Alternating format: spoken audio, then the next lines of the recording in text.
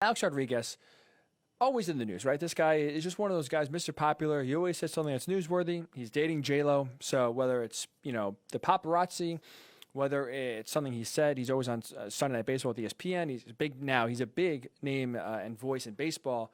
A-Rod is always a prominent voice. So what he says carries a lot of weight. And also now, A-Rod has added to that by putting in a bid to buy the New York Mets. And it's interesting because now, with that bid, I think even more attention has been paid to what A-Rod says. And we view it now from the lens of potential owner. And I want to bring this up because A-Rod was on a conference call last week for Sunday Night Baseball, getting the season going. As a little primer, answer some questions, get his thoughts on the upcoming season, as well as answer some questions about, the state of the game. And he brought up the fact that right now baseball is struggling, right? As we know, the NFL is king. The NFL, unless they self-sabotage themselves, will always be king. But the NBA is rising up and has taken a stranglehold on that number 2 position behind the NFL. NFL 1, the NBA is firmly in 2. And then far below them are the MLB and NHL at 3 and 4. And A-Rod was talking about just the state of the game. How can they get back to the level? Because remember, when A-Rod was playing, baseball was king. Baseball was the NFL. Baseball was America's pastime. This was the game that we all loved, the game that we paid attention to the most. And obviously that has been surpassed. And right now, the NFL and NBA have surged past Major League Baseball in terms of popularity, in terms of viewership, social media presence. So here was talking about how Major League Baseball and the players could work together to get baseball back into a spot, back into the limelight per se, and get back on the national relevancy meter to where fans are talking and paying attention to and caring about baseball again. And one of his suggestions he talked about was essentially implementing some sort of salary cap. This is what A-Rod had to say on his thoughts when he thought, or his thoughts I should say, about how baseball, the players and the owners can work together to get baseball back up to the national relevancy that it should be, that it used to be. He said, quote, "The only way it's going to happen is if they get on the table and say the number one goal, let's get from $10 billion to $15 billion in revenue, and then we'll split the economics evenly. That's a type of conversation instead of fighting against each other because there's too much competition out there right now." End quote. So A-Rod, basically by saying you put the owners and you put the players, you pull them together, all the revenue that comes in, you split it down the middle. The owners get half, the players get half. It's essentially a salary cap, right? So if we use A-Rod's example, $10 billion, you split that down the middle, the owners get 5, the players get 5. And that $5 billion is divvied up by all the players making the most money. So to me, it's an idea that players would absolutely say no to. It seems very hypocritical to have this come from someone who has benefited the most by a free market, who has benefited the most by not having a salary cap and basically getting as much money as a team is willing to pay without a penalty. Alex Rodriguez made the most money in baseball history as a player. So I get why it seems hypocritical that all of a sudden now you have someone who made the most money, who profited the most from having a free market, from having no salary cap, is now, from this perspective of an owner, all of a sudden wants a salary cap. But to me, I think A-Rod's right. I would go one step further. On top of a salary cap, there also has to be a salary floor as well. So salary cap and salary floor. If those two are implemented, if the Major League Baseball Players Association agreed to this, here's why I think it would be beneficial for both the game and the players. Number one, skin in the game helps push creativity. As we know, and as we just mentioned, and as A-Rod pointed out, the NFL and the NBA, part of the reason why they have soared past baseball in popularity, in relevancy, in viewership, is because they were able to capture the social media space. Their digital platform is growing.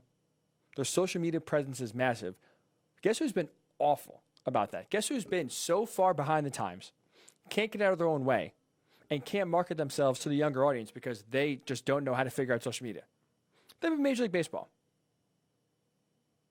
So now, at least, if you put the players and basically have them be part of the game, have their livelihood, have their money affected by the revenue, which in part comes from social media, which comes in part by growing the game through social media and digital platforms, it forces everyone now to think of all different ideas how to monetize social media. It gets the best ideas coming forward, and now you also tap into a demographic of the players who are young, who are in their 20s, some of them are in their teens. They know the digital and social media space better than the owners, who are 60, 70, 80 years old, most of them out of touch with social media. Now at least you are forcing the players who know the social media space the most and have a little skin in the game for them to try to improve MLB's social media footprint. Marketing, I think, would improve because of this. And the motivation on all sides to get as much money as possible, I think, would be a positive when it comes to doing as much possible to grow the game, and that's through social media.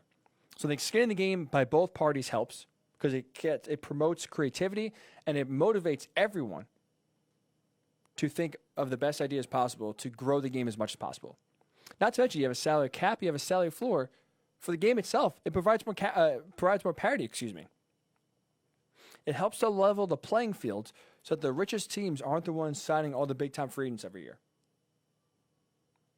And the more teams that are able to sign some big names, the more spreading out of talent across the 30 teams means more teams are competitive, which then in turn equals more viewers for a longer portion of the season. If you're a Marlins fan, Orioles, Royals, Pirates, let's be honest, outside of opening day, you have no reason to tune in. Detroit Tigers, throw them in there as well. Those teams are going to be awful. They really put no money into the team. There's no player on that team that you want to watch. So outside of opening day, outside of the excitement that baseball is back, you're going to want to watch a team that's going to lose 100 or more games? Who's going to be awful, who puts no effort into the team, puts no money into the team to try to win? I wouldn't. I'd be frustrated. So now, if you put a salary floor in, or on a salary cap, it provides more parity, and maybe now one of these teams will be able to afford a big-time player, and now it gives fans more reason to watch. And as you know, more viewers equals more dollars. So it forces everyone to be creative. It provides more parity. Not to mention, I know it sounds counterintuitive. Majority of the Major League Baseball players will benefit from this. Here's an example. So currently right now, the average Major League Baseball salary for just an average player, right? The average salary for a player this year is $4.4 million. Sounds legit. Okay. You're an average player. The average salary is just about $4.5 million. The reason why this is concerning, because this is the 5th consecutive season that MLB's salary average has stayed the same. It hasn't increased. It has stayed flat at 4.4 just about for 5 straight seasons. But let's not forget, we talked about this when we were talking about, a few months ago with the owners versus the players on why the players shouldn't take a second pay cut. Revenues continue to go up. So despite MLB breaking records for revenue year after year after year for 17 consecutive years, the average MLB salary didn't go up. So owners are getting more money and they're pocketing more money instead of putting it back into the team. And not to mention, if you're a free agent, if you're a veteran free agent, and you're not the elite of the elite, the 1% of the 1%, you're not a Mookie Betts, a Bryce Harper, a Manny Machado, and Anthony Rendon, free agency has gotten to a point where you don't want to go. It's a place that's scary for most veterans. You do not want to be a free agent. Because guess what? Many teams do not pay what you're worth. Many teams will rather pay cheap labor that probably is worse than you than pay you what you are actually worth. So now players that they want to play are forced to take pay cuts or are forced to take deals that aren't up to their value.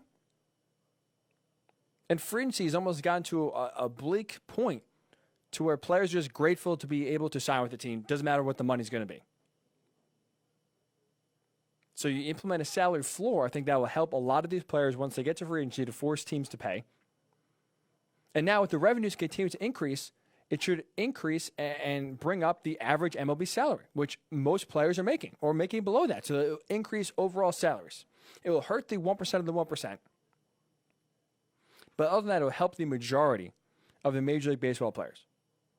And finally, speaking of forcing teams to spend money, the salary floor will do such thing. Let me tell you the difference in payrolls last year. Between the highest and lowest. 2019, the Red Sox had the highest payroll in baseball. They spent $229 million on players last year. In the same division, the Tampa Bay Rays were the lowest payroll of 2019. You know what they paid their players last year? $64 million.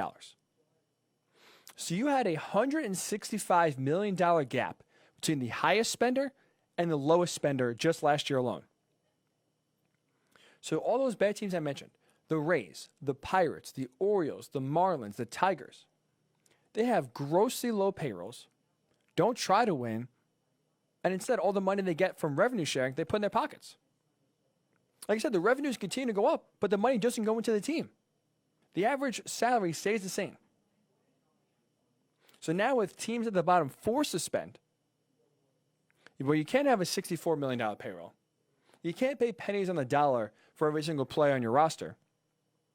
A salary floor will force teams at the bottom to spend money, which means players on that team will get higher salaries, free agents will get signed more often, and it'll benefit a majority of the players. So to me, I think A-Rod's totally right. A salary cap, and also paired with a salary floor, will help grow the game. It will push for parity. The majority of the players will benefit from it, and it will force teams to spend more money. So I understand and I see why A-Rod got a lot of pushback, because it's very hypocritical of him to benefit from a free market and then now as an owner, or trying to be an owner, I should say, is pushing back and said, we need a salary cap. We need to limit player salaries. It sounds hypocritical, I get it. But when you think about it, when you look at it from the majority of players' perspectives, not just the elite of the elite, where Mookie Betts maybe can't get a $450 million contract now,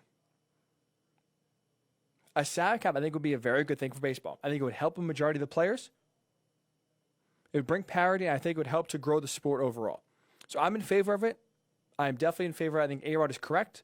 Bring a salary cap to baseball, I think, would be a good thing overall in the long run for the growth of the game and for the players. So I'm curious your thoughts. Do you think a salary cap is a good idea? Would it help improve the popularity of the sport? Maybe you could say the marketing is just on the teams. It's up to them. I think the players have to get involved as well. I think it would help improve the popularity of the sport. I think the players should absolutely agree to a salary cap, and in the end, it would be beneficial to a majority of the players, which is good for the game.